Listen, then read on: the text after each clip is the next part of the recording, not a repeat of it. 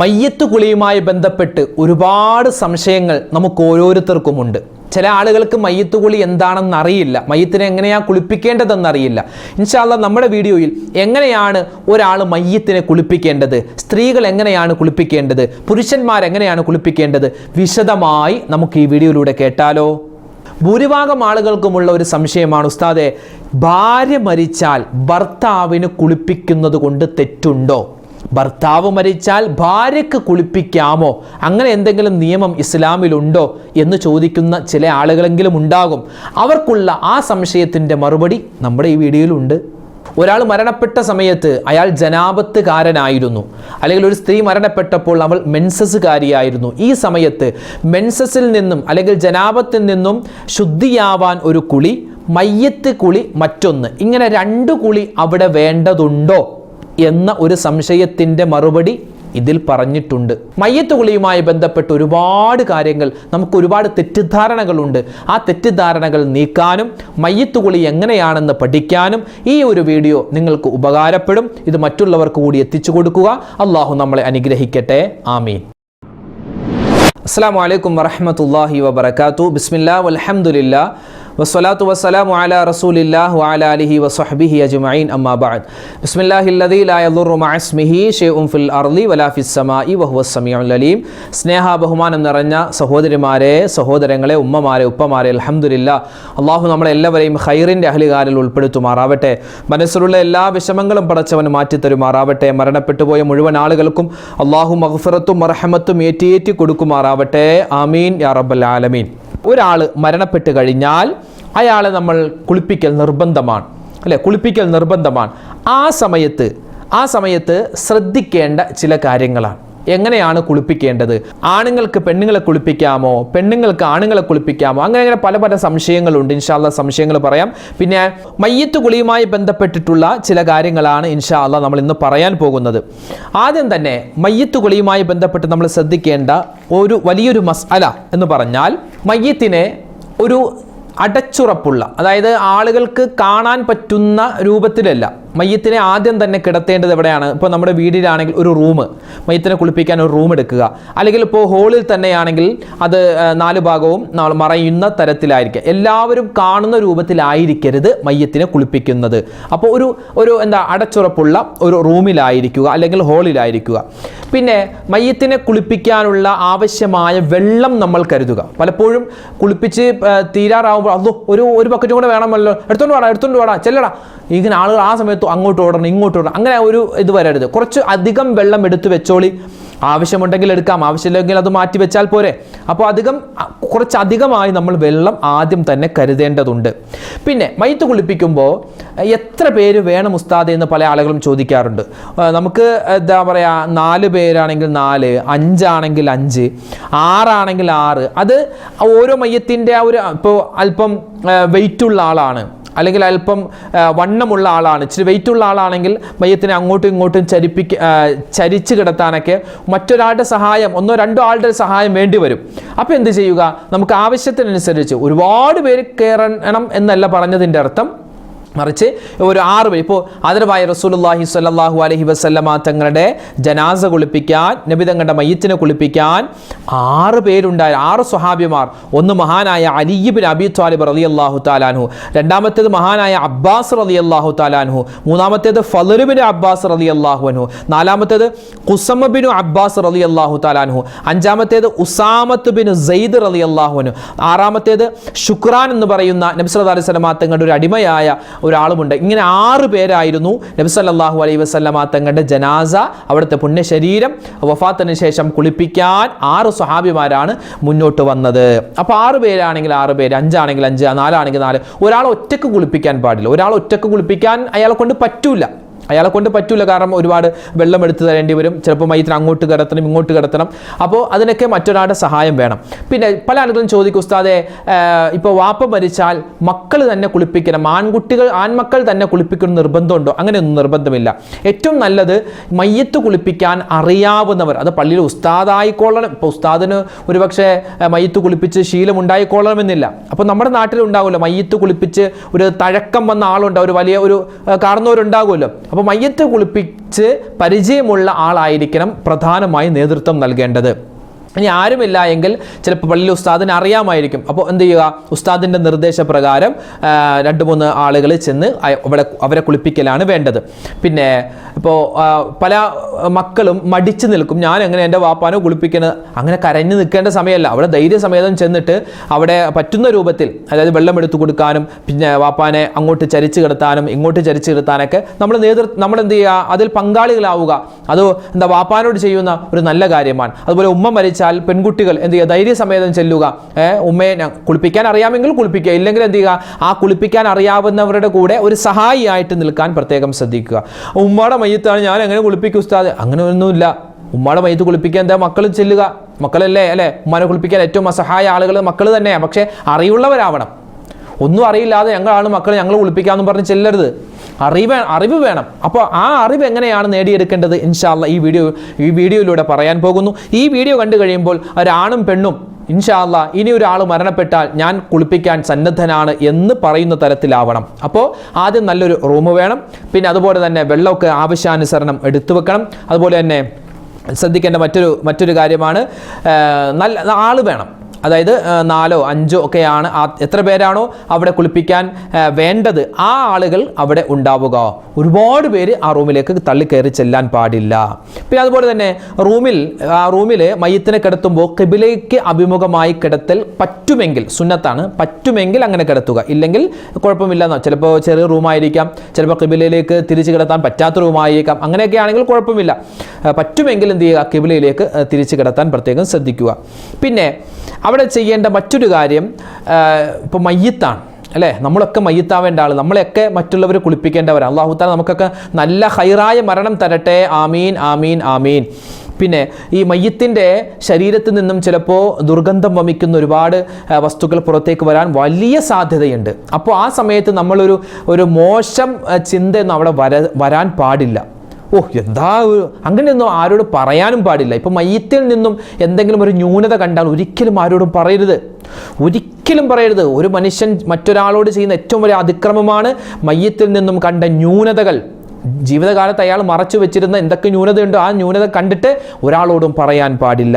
അവിടെ മയ്യത്തിൽ നിന്ന് ഒരു പക്ഷേ മലമൂത്ര വിസർജനമൊക്കെ പുറത്ത് വന്നേക്കാം. അപ്പോൾ നല്ല സ്മെല്ലുണ്ടാകും. അപ്പോൾ ആ സമയത്ത് എന്തായിരിക്കുക, ആ ഒരു ബാഡ് സ്മെല്ല്, ആ ഒരു മോശമായ ഗന്ധം അത് പരക്കാതിരിക്കാൻ അവിടെ കുന്തിരിക്കൻ പുകക്കാം. പണ്ടൊക്കെ കുന്തിരിക്കമായിരുന്നു, ഇപ്പോൾ കുന്തിരിക്കം പോകാം. അല്ലെങ്കിൽ എന്താ പറയുക, ആ മണം അങ്ങനെ ആ ഒരു ഗന്ധം വ്യാപിക്കാതിരിക്കാൻ നമുക്ക് ഇപ്പോൾ റൂം സ്പ്രേ ഉണ്ടാകും. അപ്പോൾ എന്താണോ സംവിധാനം അത് നമുക്ക് ചെയ്യാവുന്നതാണ്. പ്രത്യേകിച്ച് കുന്തിരിക്കം പോകൽ നല്ലതാണ്. പിന്നെ മയ്യത്തിൻ്റെ മുകളിൽ ഇടാൻ ഒരു വെള്ള തുണിക്ക് പകരം മറ്റൊരു തുണിയാവലാണ് ഏറ്റവും നല്ലത്. ഇപ്പോൾ ഞാൻ പറയട്ടെ, മയ്യത്തിനെ നമ്മൾ കുളിപ്പിക്കുന്ന സമയത്ത് ഒരു വെള്ള തുണി, അപ്പോൾ വെള്ളമുണ്ടൊക്കെ ആയിരിക്കും സാധാരണ.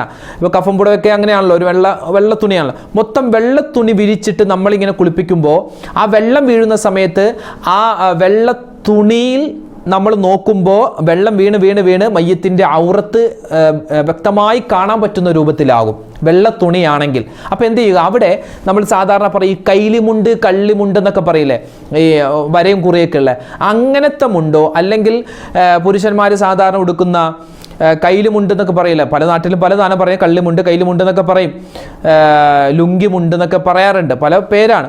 അപ്പോൾ സാധാരണ പുരുഷന്മാർ വീട്ടിലുടുത്തുകൊണ്ട് നടക്കുന്ന പല ചിത്രപ്പണികൾ, അപ്പോൾ അങ്ങനത്തെ തുണിയാവൽ നല്ലതാണ്. കാരണം എന്താണ്, ഈ വെള്ളത്തുണിയാണെങ്കിൽ വെള്ളത്തുണിയിലേക്ക് വെള്ളം വീഴുന്ന സമയത്ത്, നമ്മൾ കുളിപ്പിക്കുമ്പോൾ വെള്ളം വീഴുന്ന സമയത്ത് അവിടെ എന്തുണ്ട്, ആ ഔറത്തുകൾ ആ തുണിയിലൂടെ വ്യക്തമായി കാണാൻ സാധ്യതയുണ്ട്. അപ്പോൾ അതൊന്ന് ശ്രദ്ധിക്കുക കേട്ടോ. അതുപോലെ തന്നെ കുളിപ്പിക്കുന്ന ആളുകൾ ആരൊക്കെയുണ്ടോ, എല്ലാവരും കുളിപ്പിക്കുന്ന ആളുകൾ അവർ കുളിപ്പിക്കുന്നതിൻ്റെ തുടക്കം മുതൽ അവസാനം വരെ കയ്യിലൊരു തുണി ചുറ്റൽ, 2 കൈയിലും തുണി ചുറ്റൽ നല്ലതാണ്. 2 കൈയിലെങ്കിലും വലത് കൈയിലോ അല്ലെങ്കിൽ ഇടത് കൈയിലോ തുണി ചുറ്റുക. ഇപ്പോൾ ഇന്നത്തെ കാലത്ത് ഇങ്ങനെ തുണി ചുറ്റിയ ഉസ്താദ് അത് ഉരിഞ്ഞു പോകും, അപ്പോൾ ഞങ്ങൾ ഗ്ലൗസ് ധരിച്ചാൽ മതിയോ, കയ്യുറ മതി, കയ്യുറ ധരിച്ചാലും മതി. പക്ഷേ ഒരു ഗ്ലൗസ് ധരിക്കുന്നതിനേക്കാൾ നല്ലത് ഒരു ഗ്ലൗസ് ധരിച്ചിട്ട് അതിൻ്റെ പുറമെ ഒരു ഗ്ലൗസും കൂടെ ധരിക്കൽ നല്ലതാണ്. അതൊന്നും വലിയ മസാല അല്ല കേട്ടോ. ഇനി ഇതൊന്നും പൊക്കിപ്പിടിച്ച് വരല്ലേ. പല ആളുകൾക്കുള്ളത് ചെറിയ ഒരു കാര്യം പറഞ്ഞാൽ അത് വലുതാക്കി കൊണ്ടുവരും. ആ ഉസ്താദ് പറഞ്ഞത് 2 ഗ്ലൗസ് ധരിക്കില്ല, അങ്ങനെയൊന്നും ഇല്ല കേട്ടോ. ഞാൻ ഒരു എന്താ പറയുക, ഇപ്പം നമ്മൾ ഒരു ഗ്ലൗസ് ധരിച്ചാൽ തന്നെ ഒരു ഗ്ലൗസ് ധരിച്ചിട്ട് മയ്യത്തിൻ്റെ രഹസ്യഭാഗത്തൊക്കെ നമുക്ക് തൊടുമ്പോൾ അത് നമ്മൾ എന്താ ഗ്ലൗസ് ധരിക്കാതെ സ്പർശിക്കുന്നത് പോലെയുള്ള അനുഭവം ചിലപ്പോൾ നമുക്ക് ഉണ്ടായേക്കാം. കാരണം വെള്ളത്തോടു കൂടി സ്പർശിക്കുമ്പോൾ. അപ്പോൾ എന്ത് ചെയ്യുക, ഒന്നുകിൽ തുണി ചുറ്റുക, തുണി നമ്മൾ നല്ലതുപോലെ കയ്യിൽ ചുറ്റുക, ഇല്ലെങ്കിൽ ഒരു ഗ്ലൗസോ 2 ഗ്ലൗസോ ധരിക്കൽ നല്ലതാണ് എന്നേ പറഞ്ഞിട്ടുള്ളൂ കേട്ടോ. അപ്പോൾ ഇതൊക്കെയാണ് കുളിപ്പിക്കുന്നതിന് മുമ്പ് ചെയ്യേണ്ട ചില മര്യാദകൾ, ചില കാര്യങ്ങൾ. ഇൻഷാ അല്ലാഹ് ഇനി നമ്മൾ കുളിപ്പിക്കുന്നതിലേക്ക് കടക്കുകയാണ്. അതുപോലെ തന്നെ വെള്ളം എടുത്തു വെക്കുമ്പോൾ കർപ്പൂരം വേണമെങ്കിൽ എടുക്കാം. അതുപോലെ തന്നെ എന്താണ് ഈ താളി, സോപ്പ് അല്ലേ, സോപ്പൊക്കെ നമുക്ക് ആവശ്യാനുസരണം എടുത്തു വെക്കണം. എല്ലാം എടുത്തു വെക്കണം. സമയത്ത് അങ്ങോട്ട് ഓടുക ഇങ്ങോട്ട് ഓടുക, സോപ്പ് വാങ്ങാൻ മറന്നുപോയി കടയിലേക്ക് ഓടുക, അങ്ങനെയൊന്നും ഒരു പാടില്ല. അതൊക്കെ മയ്യത്തിനോട് കാണിക്കുന്ന ഒരു അപമര്യാദയാണ്. നമ്മളെല്ലാ സാധനങ്ങളും എടുത്തു വെച്ചിട്ട് വേണം മയ്യത്തിനെ കുളിപ്പിക്കാൻ എന്ത് ചെയ്യുക, ഈ റൂമിലേക്ക് കൊണ്ടുവരേണ്ടത്. അങ്ങനെ മയ്യത്തിനെ ഒരു ഉയർന്ന സ്ഥലത്ത്, ഇപ്പോൾ ഒരു ഡെസ്ക് ആണെങ്കിൽ ഡെസ്ക്, അല്ലെങ്കിൽ ഇപ്പോൾ നമ്മുടെ ഈ സന്തോക്കില്ലേ, മയ്യത്തിനെ കൊണ്ടുപോകുന്ന സന്തോക്ക്, അതിൻ്റെ കൂടെ ഒരു സാധനം ഉണ്ടാകും കുളിപ്പിക്കാനുള്ള. ഇപ്പോൾ മിക്ക പള്ളികളിലും ഉണ്ട്. അപ്പോൾ ആ സ്ഥലത്ത് അതിൽ നമ്മൾ കിടത്തുക. അതിൽ കിടത്തിയിട്ട് കുളിപ്പിക്കുന്ന ആ മെയിൻ ആളുണ്ടാവുമല്ലോ, മെയിൻ ആൾ എന്ത് ചെയ്യുക, അയാളുടെ വലത് കൈ കൊണ്ട് മയ്യത്തിൻ്റെ പിരടി, മയ്യത്തിൻ്റെ തല ഇങ്ങനെ ഉയർത്തുക.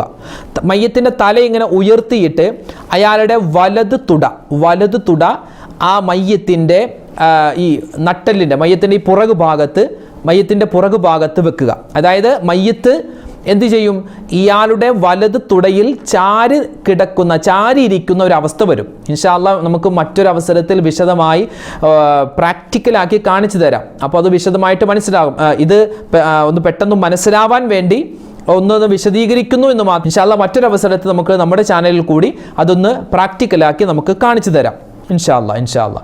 അപ്പോൾ എന്ത് ചെയ്യുക, ഈ കുളിപ്പിക്കുന്ന ആൾ വലത് കൈ കൊണ്ട് അയാളുടെ ഈ മയ്യത്തിൻ്റെ തല ഇങ്ങനെ പൊക്കുക, തലഭാഗം പൊക്കിയിട്ട് വലത് തുട അയാളുടെ അതായത് മയ്യത്തിൻ്റെ ആ വാരിയെല്ലിൻ്റെ ആ ഭാഗത്ത് വെക്കുക. അതായത് അപ്പോൾ മയ്യത്ത് ഇയാളുടെ തുടയിൽ ഇങ്ങനെ ചാരിയിരിക്കുന്ന ഒരവസ്ഥ വരും. എന്നിട്ട് ഇയാൾ ഇടത് കൈ കൊണ്ട് എന്ത് ചെയ്യണം, ഈ മയ്യത്തിൻ്റെ വയറിൽ ഇങ്ങനെ അതിശക്തമായിട്ട് തടവരുത്, പതുക്കെയും തടവാൻ പാടില്ല, അതിശക്തമായിട്ട് തടവാൻ പാടില്ല.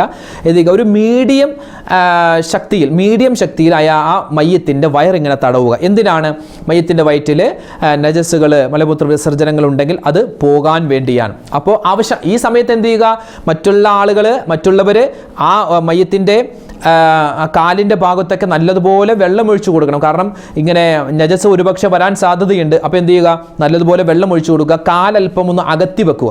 അല്പം അകത്തി വെക്കുമ്പോൾ നമുക്ക് എന്ത് ചെയ്യാം, ഈ നജസ്സുകൾ പെട്ടെന്ന് പോകുന്നത് നമുക്കറിയാൻ പറ്റും. അതുപോലെ തന്നെ പെട്ടെന്ന് നജസ് പോകാൻ അത് ഒരു എളുപ്പമാണ്. കാലൽപ്പം അകത്തി വെക്കുക. എന്നിട്ടിങ്ങനെ വയറിങ്ങനെ തടകുന്ന സമയത്ത് നജസ് ഇങ്ങനെ പോകും, ഉണ്ടെങ്കിൽ നജസ് ഇങ്ങനെ പോകും. ആ സമയത്ത് വെള്ളം ഇങ്ങനെ ഒഴിച്ചു കൊടുക്കുക. അത് പ്രത്യേകം ശ്രദ്ധിക്കുക കേട്ടോ. ഇതാണ് ഒന്നാമത്തെ സെക്ഷൻ. ഇനി രണ്ടാമത്തേത്, നമ്മുടെ ഇടത് കൈയിൻ്റെ ചൂണ്ടുവിരലിൽ നമ്മൾ ഒരു തുണി ചുറ്റിയിട്ട് മയ്യത്തിൻ്റെ പല്ലൊന്ന് തേപ്പിച്ച് കൊടുക്കുക. പല്ലിങ്ങനെ ഒന്ന് തേപ്പിച്ച് കൊടുക്കുക. ആ സമയത്ത് ബ്രഷും പേസ്റ്റൊക്കെ ഇട്ട് ഇങ്ങനെ മുറുക്കി അങ്ങനെ അതിൻ്റെ ആവശ്യമില്ല. ആ മോണ പൊട്ടിയിട്ട് രക്തം വന്നാൽ പിന്നെ അത് വലിയ പ്രയാസമായിരിക്കും. അതുകൊണ്ട് എന്ത് ചെയ്യുക, ഒരു തുണി ചുറ്റിയിട്ട് അതിങ്ങനെ പല്ലിങ്ങനെ വെറുതെ ആ സുന്നത്ത് കിട്ടാൻ വേണ്ടി ഒന്ന് തേപ്പിച്ച് കൊടുക്കുക. അത് ചെയ്യേണ്ട കാര്യമാണ്. അതുപോലെ തന്നെ നമ്മുടെ ഇടത് കൈയുടെ ചെറിയ വിരലിൽ തുണി ചുറ്റിയിട്ട് മൂക്കിൻ്റെ ഉള്ളൊക്കെ ഒന്ന് വൃത്തിയാക്കി കൊടുക്കുക. മൂക്കിൻ്റെ ഉള്ള് ഒന്ന് വൃത്തിയാക്കി കൊടുക്കാൻ പ്രത്യേകം ശ്രദ്ധിക്കുക. അതുപോലെ തന്നെ മയ്യത്തിൻ്റെ നഖം ഒന്ന് നോക്കുക. നഖത്തിൻ്റെ അടിയിൽ ചെളി പോലെ എന്തെങ്കിലും ഉണ്ടെങ്കിൽ ഒരു ഈർക്കിൽ പോലെ എന്തെങ്കിലും എടുത്തിട്ട് ആ ചെളി ഇങ്ങനെ ഒന്ന് ഇളക്കി മാറ്റി കൊടുക്കുക. കൈ വൃത്തിയാണെങ്കിൽ കുഴപ്പമില്ല. ആദ്യം വലത് കൈയിൻ്റെ നഖത്തിൻ്റെ ഇടയൊക്കെ ഒന്ന് വൃത്തിയാക്കുക. പിന്നെ ഇടത് കൈയിൻ്റെ നഖത്തിൻ്റെ ഇടയിലൊക്കെ ഒന്ന് വൃത്തിയാക്കി കൊടുക്കുക. പിന്നെ 2 കാലിൻ്റെയും നഖമൊക്കെ ഒന്ന് വൃത്തിയാക്കി കൊടുക്കുക. എന്നിട്ട് ഇനിയാണ് നമ്മൾ മൂന്നാമത്തെ സെക്ഷൻ എന്ന് പറഞ്ഞാൽ മയ്യത്തിന് വുദു എടുത്തു കൊടുക്കലാണ്. മയ്യത്തിന് വുദു എടുപ്പിച്ചു കൊടുക്കലാണ്. വുദു എടുപ്പിച്ചു കൊടുക്കുന്ന സമയത്ത് സാധാരണ നമ്മൾ ജീവിച്ചിരിക്കുമ്പോൾ എങ്ങനെയാണോ വുദു എടുക്കുന്നത്, അതായത് നിയ്യത്തൊക്കെ പറഞ്ഞ് അതുപോലെ തന്നെ നമ്മൾ എന്ത് ചെയ്യുക, മയ്യത്തിന് വുദു എടുപ്പിച്ചു കൊടുക്കുക. എങ്ങനെയാ? അഷ്ഹദു അല്ലാ ഇലാഹ ഇല്ലല്ലാഹു വഹ്ദഹു ലാ ശരീക ലഹ് വഅഷ്ഹദു അന്ന മുഹമ്മദൻ അബ്ദുഹു വറസൂലുഹു, അല്ലേ? ആ ഷഹാദത്തൊക്കെ പറഞ്ഞിട്ടല്ലേ നമ്മൾ സാധാരണ വുദു എടുക്കുന്നത്. അപ്പോൾ അതുപോലെ അല്ലാഹുവേ ഈ മയ്യത്തിന് ഞാൻ വുളുവെടുത്തു കൊടുക്കുന്നു, ഈ മയ്യത്തിന് ഞാൻ വുളുവെടുത്തു കൊടുക്കുന്നു എന്ന നിയ്യത്തോടു കൂടി നമ്മൾ എന്ത് ചെയ്യുക, മയ്യത്തിൻ്റെ 2 കൈകളും കഴുകി കൊടുക്കുക. മുൻകൈ 2ഉം കഴുകി കൊടുക്കുക. അതിനുശേഷം നിയ്യത്ത് വെച്ചതിന് ശേഷം നമ്മൾ എന്ത് ചെയ്യുക, അല്പം വെള്ളം എടുത്തിട്ട് മയ്യത്തിൻ്റെ തല മുതൽ താടി ഉൾപ്പെടെ ഇങ്ങനെ നമ്മൾ വെള്ളം ഒഴിച്ച് ഇങ്ങനെ കഴുകുക. അതായത് നമ്മൾ സാധാരണ മുഖം കഴുകൂലേ എന്നതുപോലെ ആ മയ്യത്തിൻ്റെ മുഖം ഇങ്ങനെ ഒന്ന് കഴുകി കൊടുക്കുക. 3 പ്രാവശ്യം ഇങ്ങനെ കഴുകി കൊടുക്കൽ സുന്നത്താണ്. അതിനുശേഷം 2 കൈകൾ വിരലിൽ നിന്ന് ഇങ്ങനെ വെള്ളം ഒഴിച്ച്, അല്ലേ? വിരലിൽ നിന്ന് ഇങ്ങനെ വെള്ളം ഒഴിച്ച് നമ്മളിങ്ങനെ കൈകൾ, ഇതൊക്കെ ഈ സമയത്ത് നമുക്ക് എത്രയാണോ വെള്ളം വേണ്ടത് ആ വെള്ളത്തിന് പിശുക്കൊന്നും കാണിക്കേണ്ട. ആ സമയത്ത് ആവശ്യാനുസരണം നമുക്ക് വെള്ളം എടുക്കാവുന്നതാണ്. അങ്ങനെ 2 കൈയും കൈ കഴുകി കൊടുക്കുക. അതിനുശേഷം തല നല്ലതുപോലെ, അല്ലേ? തല തടവുമ്പോൾ ഇങ്ങനെ നമ്മൾ സാധാരണ എങ്ങനെയാ കുറച്ച് വെള്ളം എടുത്ത് ഇങ്ങനെ തടയിപ്പോൾ അങ്ങനെയല്ല. നമ്മൾ സാധാരണ തടകുന്നത് പോലെ അല്ലാതെ മയ്യത്തിന് എപ്പോഴും ഇങ്ങനെയാണ് തടയി കൊടുക്കേണ്ടത്. നമ്മൾ കയ്യിലിങ്ങനെ വെള്ളം എടുത്ത് കുടഞ്ഞ് ഇങ്ങനെ തലയിൽ ഇങ്ങനെ വെച്ചിട്ട് ഇങ്ങനെ അവസാനം വരെ, അല്ലേ? തല മുഴുവൻ തടവുക. അത് സുന്നത്താണ്. തലയിൽ നിന്ന് അല്പം തടവിയാലും ശരിയാകും. തല മുഴുവനും ഇങ്ങനെ തടകി കൊടുക്കുക. അതുപോലെ തന്നെ ചെവി അതൊന്ന് തടകി കൊടുക്കുക. പിന്നെ കാല് 2 ഭാഗവും, അതായത് സാധാരണ നമ്മൾ വുദു എടുക്കൂലേ ആ രൂപത്തിൽ ഈ മയ്യത്തിന് വുദു എടുപ്പിച്ചു കൊടുക്കുക. അതിനുശേഷം നമ്മൾ സാധാരണ വുദു എടുത്ത് കഴിഞ്ഞ് ദുആ പറയാറുണ്ട്. അപ്പോൾ ഈ ദുആ ഇവിടെ നമ്മൾ പറയുക. എന്താ പറയേണ്ടത്? വുദു എടുത്തതിന് ശേഷമുള്ള ദുആ നമ്മൾ അവിടെ വെച്ച് പറയണം. എന്ത്? അഷ്ഹദു അല്ലാ ഇലാഹ ഇല്ലല്ലാഹു വഹ്ദഹു ലാ ശരീക ലഹ് വഅഷ്ഹദു അന്ന മുഹമ്മദൻ അബ്ദുഹു വറസൂലുഹു അല്ലാഹുമ്മ ജഅൽനി മിനത് തവ്വാബീന എന്നാണ് നമ്മൾ സാധാരണ പറയുന്നത്. അവിടെ സാധാരണ നമ്മൾ വുദുവിന് ശേഷമുള്ള ദുആ നമ്മൾ പറയുന്നത് അല്ലാഹുമ്മ ജഅൽനി മിനത് തവ്വാബീന വജഅൽനി മിനൽ മുതതഹിരീന വജഅൽനി മിൻ ഇബാദിക സ്വാലിഹീൻ എന്നാണ്. ഇവിടെ നമ്മൾ പറയുമ്പോൾ അല്ലാഹുമ്മ ജഅൽഹു മിനത് തവ്വാബീന വജഅൽഹു മിനൽ മുതതഹിരീന വജഅൽഹു മിൻ ഇബാദിക സ്വാലിഹീൻ സുബ്ഹാനകല്ലാഹുമ്മ വബിഹംദിക അഷ്ഹദു അല്ലാ ഇലാഹ ഇല്ലാ അൻത അസ്തഗ്ഫിറുക വഅതൂബു ഇലൈക്. ഇത് മയ്യത്തിന് വേണ്ടി നമ്മൾ ദുആ ചെയ്തു കൊടുക്കുക. ഇനിയോ അപ്പോൾ അതിനുശേഷം ഇപ്പോൾ വുദു എടുപ്പിച്ചു കഴിഞ്ഞു. ഇനി നമ്മൾ മയ്യത്തിനെ കുളിപ്പിക്കുന്നതിൻ്റെ ആ യഥാർത്ഥ രൂപത്തിലേക്ക് ഇറങ്ങുകയാണ്. ഇനി നമ്മൾ ചെയ്യേണ്ടത് മയ്യത്തിനെ കുളിപ്പിക്കലാണ്. അതിന് ആദ്യം തന്നെ നിയ്യത്ത് വെക്കുക. ഈ മയ്യത്തിൻ്റെ മേൽ നിസ്കാരത്തെ ഹലാലാക്കാൻ വേണ്ടി ഞാൻ കുളിപ്പിക്കുന്നു എന്ന് നിയ്യത്ത് വെക്കുക. എന്ന് നിയ്യത്ത് വെച്ചിട്ട് തല നല്ലതുപോലെ കഴുകുക. തല മുടിയൊക്കെ ഒന്ന് ഉഷാറാക്കി, ചിലപ്പോൾ ചീപ്പ് എന്തെങ്കിലും ഉണ്ടെങ്കിൽ ചീപ്പൊക്കെ വെച്ചൊന്ന് ഈരി കൊടുക്കുക. കാരണം ആ തലയുടെ ഉള്ളിലേക്ക് ആ മുടിയുടെ ഉള്ളിലേക്ക് വെള്ളമൊക്കെ ഒന്ന് ഇറങ്ങി നല്ലതുപോലെ മുഴുവൻ നനയുന്നതിന് വേണ്ടി ഒന്ന് ചീപ്പൊക്കെ എന്തെങ്കിലും ഉണ്ടെങ്കിൽ, തിങ്ങിയ മുടിയാണെങ്കിൽ ചീപ്പ് എന്തെങ്കിലും ഉണ്ടെങ്കിൽ അതൊക്കെ ഒന്ന് വെച്ച് ഈരിയിട്ട് നല്ലതുപോലെ സോപ്പൊക്കെ ഇട്ട് മയ്യത്തിൻ്റെ തലയും അതുപോലെ തന്നെ ഈ താടിയുടെ ഭാഗവും പിരടിയും ഒക്കെ നല്ലതുപോലെ കഴുകി കൊടുക്കുക. ഇനി സ്ത്രീകളാണെങ്കിൽ അവിടെ ചിലപ്പോൾ ചീപ്പ് വെച്ച് ഈടുന്ന സമയത്ത് മുടിയൊക്കെ കുടുങ്ങാൻ സാധ്യതയുണ്ട്. അപ്പം അങ്ങനെ അവർ ഈഴേണ്ട കാര്യമില്ല. ആ മുടിയുടെ ഉള്ളിലൊക്കെ വെള്ളം എത്തിയിട്ടുണ്ടെന്ന് ഉറപ്പാവുന്ന രൂപത്തിൽ നല്ല രൂപത്തിൽ കഴുകുക. സോപ്പോ ഒക്കെ വെച്ച് നമുക്ക് കഴുകി ശുദ്ധിയാക്കാം. തലയുടെ ഈ താഴ്ഭാഗം, അതുപോലെ തന്നെ കഴുത്ത്, പിരടി ഭാഗം, കഴുത്ത്, അതുപോലെ തന്നെ ഈ താടിയുടെ ഭാഗമൊക്കെ നല്ലതുപോലെ കഴുകി ശുദ്ധിയാക്കുക. ഈ സമയത്ത് എന്തെങ്കിലും മുടിയോ താടിയൊക്കെ കൊഴിഞ്ഞു പോവുകയാണെങ്കിൽ അത് എടുത്തു വെക്കുക. അത് നമുക്ക് കഫം പുടവയിൽ വെച്ച് അടക്കാനുള്ളതാണ്. ഇപ്പോൾ മയ്യത്തിൻ്റെ തലഭാഗം നമ്മൾ കഴുകി കഴിഞ്ഞു. ഇനി അടുത്ത സെക്ഷനിലേക്ക് നമ്മൾ പോകുന്നത് മയ്യത്തിൻ്റെ വലതു ഭാഗം കഴുകി കൊടുക്കണം. അപ്പോൾ നമ്മളങ്ങനെ കിടക്കുവാണല്ലോ, മയ്യത്തിങ്ങനെ കിടത്തിയേക്കുവാണ്. എന്നിട്ട് മയ്യത്തിൻ്റെ വലതു ഭാഗം, അതായത് നമ്മുടെ മയ്യത്തിൻ്റെ കയ്യ്, ആ കക്ഷത്തിൻ്റെ ഭാഗം, അതുപോലെ തന്നെ ഈ വയറിൻ്റെ ഒക്കെ ഭാഗം, നെഞ്ച്, വയറിൻ്റെ ഭാഗം, അതുപോലെ കാലിൻ്റെ തുട ഉൾപ്പെടെ കാലിൻ്റെ ആ അറ്റം വരെ ആ മുഴുവൻ ഭാഗവും നല്ലതുപോലെ വെള്ളം ഒഴിച്ചു കൊടുക്കുക. നല്ലതുപോലെ വെള്ളം ഒഴിച്ചിട്ട് കയ്യിൽ തുണി ചുറ്റിയിട്ട് നോക്കരുത്. ഔറത്തിലേക്ക് മയ്യത്തിൻ്റെ ശരീരത്തിലേക്ക് നോക്കാത്ത രൂപത്തിൽ നമ്മൾ കൈ ഇങ്ങനെ, ഒരു തുണി ഇങ്ങനെ എപ്പോഴും ഉണ്ടാവുമല്ലോ, തുണി ഇങ്ങനെ എപ്പോഴും ഉണ്ടാകും, ആ തുണിയുടെ ഉള്ളിൽ കൂടി നമ്മൾ എന്ത് ചെയ്യുക, കൈ ഇങ്ങനെ പ്രവേശിപ്പിച്ച് സോപ്പൊക്കെ ഇട്ട് നല്ലതുപോലെ കഴുകി ശുദ്ധിയാക്കി വീണ്ടും അവിടെ വെള്ളമൊഴിച്ച് കൊടുക്കുക. അതിനുശേഷം ഇടതുഭാഗത്തും ഇതുപോലെ തന്നെ സോപ്പൊക്കെ ഉപയോഗിച്ച് നല്ലതുപോലെ കഴുകി ശുദ്ധിയാക്കുക. അത് കഴിഞ്ഞ് മറ്റൊരു സെക്ഷനാണ് മയ്യത്തിനെ വലത് ഭാഗത്തിൻ്റെ അടിഭാഗം അതായത് മയ്യത്തിൻ്റെ വലത് ഭാഗത്തിൻ്റെ അടി, ഇപ്പോൾ മുകളിലാണ് നമ്മൾ ഇങ്ങനെ കിടക്കുകയാണെങ്കിൽ ഈ മുകൾ ഭാഗമാണ് കഴുകിയിട്ടുള്ളത്, അടിഭാഗം കഴുകാനുണ്ട്. അപ്പോൾ എന്ത് ചെയ്യുക, ആദ്യം തന്നെ മയ്യത്തിനെ ഇടത് ഭാഗത്തിൻ്റെ മേൽ നമ്മൾ ചരിച്ച് കിടത്തുക. ഇടത് ഭാഗത്തിൻ്റെ, അപ്പോൾ ഒരാൾ വരണം, അപ്പോൾ 1-2 ആളുകൾ താങ്ങി പിടിക്കണം. ആ ഇടത് ഭാഗത്തിൻ്റെ മേലെ ഇങ്ങനെ ചരിച്ച് കിടത്തുക. എന്നിട്ട് വലത് ഭാഗം കഴുകുക. അതിനുശേഷം തിരിച്ച് കിടത്തി അതിനുശേഷം നല്ലതുപോലെ കിടത്തിയിട്ട് വലത് ഭാഗത്തേക്ക് നമ്മളിങ്ങനെ ചരിച്ച് കിടത്തുക. എന്നിട്ട് ഈ ഭാഗം കഴുകുക. ആദ്യം ഇങ്ങനെ ഇടത് ഭാഗത്തേക്ക്, എന്നിട്ട് ഈ ഭാഗമൊക്കെ നല്ലതുപോലെ അടിവരെ കഴുകി കൊടുക്കുക. നല്ലതുപോലെ വെള്ളം ഒഴിക്കണം കേട്ടോ, നല്ലപോലെ വെള്ളം ഒഴിക്കുക. ചിലപ്പോൾ ആ സമയത്തൊക്കെ ജസ്റ്റ് വരാൻ സാധ്യതയുണ്ട്, വെള്ളം ഒഴിച്ചു കൊടുക്കുക. എന്നിട്ട് നേരെ കിടത്തി പിന്നെ ഇങ്ങനെ വലത് ഭാഗത്തിൻ്റെ മേൽ ചരിച്ച് കിടത്തി ഈ ഭാഗത്തൊക്കെ വെള്ളം ഒഴിച്ചു കൊടുക്കുക. അപ്പോൾ ഇത് പ്രത്യേകം ശ്രദ്ധിക്കേണ്ട ഒരു കാര്യമാണ്. പിന്നെയോ തല മുതൽ കാല് വരെ ഒരു ബക്കറ്റ് ആ വെള്ളം എടുത്തിട്ട് ഇങ്ങനെ കപ്പ് വെച്ച് കോരാം, അല്ലെങ്കിൽ ബക്കറ്റിൽ തന്നെ എടുത്ത് ഇങ്ങനെ തല മുതൽ കാല് വരെ ഇങ്ങനെ ഒന്ന് വെള്ളം ഒഴിച്ചു കൊടുക്കുക. എന്തെങ്കിലും നജസ്സുകൾ ഇനി കുളിപ്പിച്ച് കഴിഞ്ഞും വന്നിട്ടുണ്ട് എങ്കിൽ അതൊക്കെ ഒന്ന് പോകാൻ വേണ്ടി. അപ്പോൾ ഇത് ഒരു കുളിയാണ്. ഇതുപോലെ നമ്മൾ ഒരു 2 പ്രാവശ്യം, മൊത്തം 3 കുളിയായിട്ട് 2 പ്രാവശ്യം കൂടി ചെയ്തു കൊടുക്കൽ പ്രത്യേകം സുന്നത്തുണ്ട്. പിന്നെ ഈ കുളിയിൽ ഇങ്ങനെ ഒരു പ്രാവശ്യം കഴുകിയാൽ മതി, അല്ലെങ്കിൽ 2 പ്രാവശ്യം കഴുകണം, 3 പ്രാവശ്യം കഴുകണം, ഇതൊന്നും നിർബന്ധമായ കാര്യമല്ല. അതായത് ആ മയ്യത്തിൻ്റെ ശരീരത്തിലുള്ള നജസ്സുകൾ മുഴുവനും പോവണം. ഇനി എല്ലാം കുളിപ്പിച്ച് കഴിഞ്ഞാണ് ഉസ്താദ് ഞങ്ങൾ നജസ് കണ്ടത്, എന്ത് ചെയ്യും? അതുമായി ബന്ധപ്പെട്ട് ഒരുപാട് സംശയങ്ങളുണ്ട്. ഇപ്പോൾ കുളിപ്പിച്ച് കഴിഞ്ഞ് ഇപ്പോൾ മയ്യത്ത് അടക്കാൻ നേരത്ത് ഇങ്ങനെ രക്തം ഇങ്ങനെ മൂക്കിലൂടെ വരുന്നു, എന്ത് ചെയ്യും? അങ്ങനെ ഒരുപാട് സംശയങ്ങളുണ്ട്. ഇൻഷാ അല്ലാഹ് അത് നമുക്ക് പറയാം. അപ്പോൾ 3 പ്രാവശ്യം നമ്മൾ എന്ത് ചെയ്യുക, ഇപ്പോൾ പറഞ്ഞ രൂപത്തിൽ മയ്യത്തിനെ നമ്മൾ ചരിച്ച് കിടത്തുകയും നേരെ കിടത്തുകയും വലതു ഭാഗവും ഇടതു ഭാഗവും ഒക്കെ മൊത്തം കഴുകി ശുദ്ധിയാക്കുക. ശേഷം എന്ത് ചെയ്യുക, തുകർത്തി കൊടുക്കണം എന്ന് പറഞ്ഞാൽ ഒരു തുകർത്തെടുത്തിട്ട് ഇങ്ങനെ നമ്മൾ സാധാരണ തോർത്തുന്ന പോലെ ഇങ്ങനെ ഉരച്ചൊരച്ച് തുറക്കലല്ല, ഒപ്പിയാണ് വെള്ളം എടുക്കണം. വെള്ളം ഇങ്ങനെ ഒപ്പി എടുക്കുക. ഇതാണ് നമ്മൾ മയ്യത്തിൻ്റെ കുളിയുടെ ഏകദേശ രൂപം. മയ്യത്ത് കുളിയുടെ ഏകദേശ രൂപമാണ് പറഞ്ഞത്. ഇനി വിശദമായി നമ്മൾ പറയാനുണ്ട്, വിശദമായി നമ്മൾക്ക് പ്രാക്ടിക്കലാക്കി ഇൻഷാ അല്ലാഹ് കാണിച്ച് തരുന്നതാണ് മറ്റൊരു വീഡിയോയിൽ. അപ്പോഴാണ് നമുക്ക് ഈ പറഞ്ഞതിൻ്റെ ആകത്തുക മനസ്സിലാവും. ഇനി ചില സംശയങ്ങളുണ്ട്, അതുകൂടി പറഞ്ഞ് നമ്മൾ ഇൻഷാ അല്ലാഹ് ഇന്നത്തെ വീഡിയോ നമ്മൾ അവസാനിപ്പിക്കുകയാണ്. ചില ആളുകൾ ചോദിക്കും, ഉസ്താദേ ഈ പുരുഷന്മാരെ സ്ത്രീകൾക്ക് കുളിപ്പിക്കാമോ എന്നും.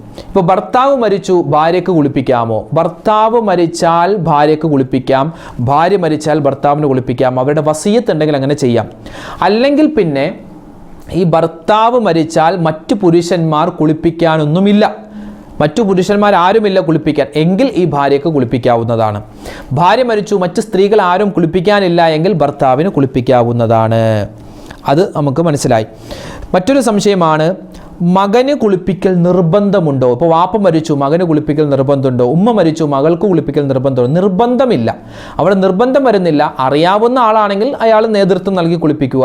ഇനി അറിയില്ലാത്ത ആളാണെങ്കിൽ കുളിപ്പിക്കുന്ന സമയത്ത് സഹായിയായിട്ട് കൂടിയാൽ വാപ്പാനെ കുളിപ്പിക്കുന്ന ആ രൂപമൊക്കെ അയാൾക്ക് മനസ്സിലാകും. ഇനി എന്തെങ്കിലും ഒരു സാഹചര്യത്തിൽ വേറെ ആരെങ്കിലും കുളിപ്പിക്കേണ്ടി വന്നാൽ അയാൾക്ക് പഠിക്കാമല്ലോ, നിർബന്ധമുള്ള കാര്യമൊന്നുമില്ല.